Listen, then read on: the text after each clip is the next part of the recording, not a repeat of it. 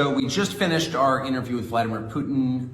We're in an ante-room in the Kremlin, waiting for our car to come, having a cup of coffee. I'm sitting here with the folder, kind of old-fashioned, I haven't even opened it yet, of documents that Putin gave me. I've got my nighttime reading.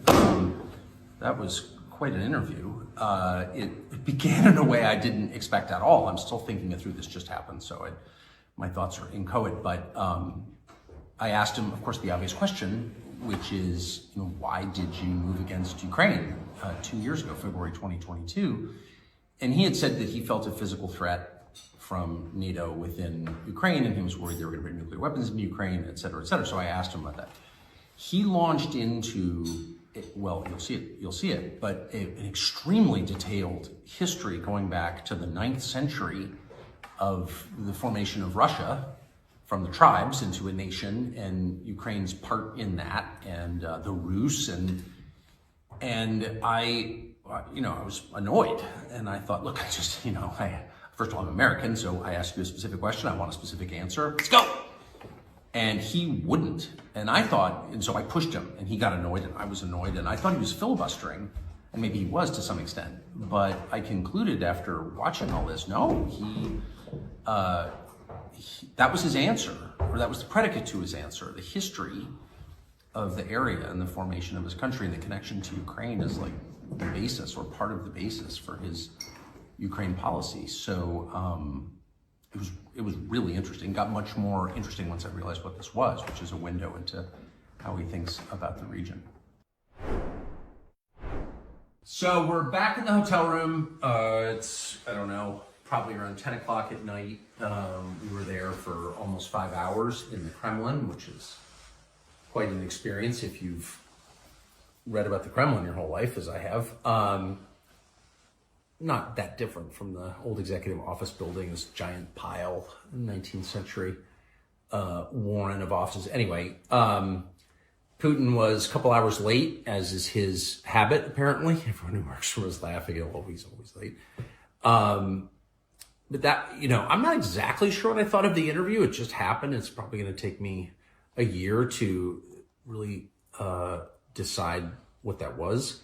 But a couple of quick perceptions. One, Putin is not someone who does a lot of interviews. Well, really any interviews. Isn't an interview in almost 4 years. He's not good at explaining himself, I didn't think. He's smart. There's no question about that. But he's clearly spending a lot of time in a world where he doesn't have to explain himself. So I'm sort of piecing that's one of the reasons I'm having trouble thinking about the interview as a whole, because he didn't sort of lay out his case very coherently, though if you listen carefully, and we were there for a long time talking to him, a couple of things rose to the surface. One, he's very wounded, and I suggest this, but of course he denied it, but it's obvious. He's very wounded by the rejection of the West. The United States doesn't like Russia. The U.S. government doesn't like Russia. I think, like a lot of Russians, he expected the end of the Cold War would be sort of Russia's invitation into Europe, or sort of into Europe, because it is a European country that's half in Asia. But there's a lot that's European about it. And if you come to Moscow, it's a very European city. You see it, and you can feel it culturally. And the West rejected Russia. And maybe, I'm not even taking sides in this. Maybe there were good reasons. I don't know what they would be, but in any case, the West was determined not to be allied with Russia. That's very obvious. That's the whole point of NATO, I guess, is to contain Russia. And Putin is wounded by it. He's very upset about it. His eyes flashed when we talked about that, as we did, for probably over an hour. He didn't have a coherent theory that he was willing to tell me anyway as to why that is. Russia's not an expansionist power. Sorry. You're not supposed to say that, because all the Tory and Newlands and all the liars and ideologues who run the State Department want to make him into this, Hitler, Imperial Japan. But the truth is that that's just false. It's just stupid, actually. You have to be an idiot to think that. Russia's too big already. It's the biggest landmass in the world. They only have 150 million people. And they've got, 80-some effectively provinces or semi-independent states, but different nationalities and religions and languages. And imagine managing all that. They've got more than enough natural resources. They're swimming in natural resources. They don't have enough people, in their view. So the idea that they want to take over Poland, why would you want to do that? They just want secure borders. Maybe they're too paranoid about it. Totally possible. Again, not taking sides. But the idea that they're going to roll into Vienna or something, you'd have to be like an idiot to think that. It's just not true. There's no evidence of it, actually.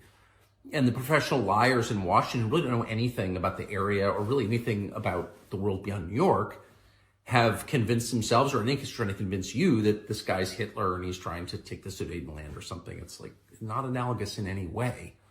Whatever Putin's many faults, okay, it's not an expansionist power. So I can't even recall my point exactly, other than he is, to the extent he's angry, and that it's obvious, he's angry because he feels like, whoa, why, I thought we were going to be friends. And again, maybe that's his fault, but he's definitely mad about it. And the second thing I would say, which I thought was kind of really striking, is that he was willing to admit that he wants a peace deal in Ukraine, and sort of give it away and just sort of say that out loud. He said it a couple of different times. Again, maybe he's lying in ways I didn't perceive, but he kept saying it. And I don't know why he would say it if he didn't mean it. And of course, there is, as a matter of fact, there is evidence overwhelming that there was a peace deal or part of a peace deal at the beginning of peace talks, a settlement of some sort on the table a year and a half ago, that the former Prime Minister of Great Britain, Boris Johnson, scuttled on behalf of the Biden administration and convinced Zelensky and the Ukrainian government not to enter into these talks. I mean, that's kind of an established fact. The Israelis were there. They revealed this. I mean, that happened. So, but Putin, for his part, again, even talking about Putin, you feel like you're flacking for Putin. I'm from La Jolla, California. I'm not flacking for Putin.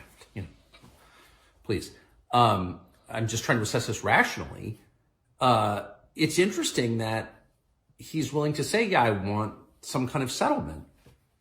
And the final thing I'll say is that if you're wondering who the lunatics are, U.S. officials have said on the record and have said to me, and are telling a bunch of people that part of the terms have to be Russia giving up Crimea. And without getting into the whole history of Crimea, here are the facts. It's, the home of Russia's warm water fleet. It's got a Russian population. They had a referendum. It chose Russia. It's part of Russia. It's where Russian wine comes from. So you could like that or not like it, but the fact is Putin would go to war, nuclear war, if it came down to Crimea. So and by the way, Crimea was in Russian hands at the beginning of this war. So it's like, if you really think that a condition of peace is that Putin's going to give up Crimea, then you're like a lunatic. And they are. I mean, they want a weak leadership in Russia. And the question is, why would you want that? How is that good for the United States? I'm not defending Russia. I'm defending my own country. A weak central government in a nation with the world's largest nuclear stockpile is insane, especially a country as large and potentially fractious with this many languages, ethnicities, religions, 20% Muslim population. You're just going to sort of let the nuclear stockpile float free and hope the best thing happens? You're a freaking nutcase if you desire that. And we are run by nutcases. The president and that poisonous moron, Toria Nuland, we're going to depose Putin. Well, then what happens? What happened in Libya when we deposed and allowed, Gaddafi to be murdered? What happened in Iraq when we brought Saddam to justice? Those countries fell apart and they've never been rebuilt again. In Afghanistan, we took out the central government and they came back. It's still run by the Taliban. So our track record of knocking out the leader, which is very easy to do, is spotty at best. Things don't always get better. And to do that to Russia, the largest landmass in the world with the largest nuclear arsenal, like, you're on drugs if you think that's a good idea.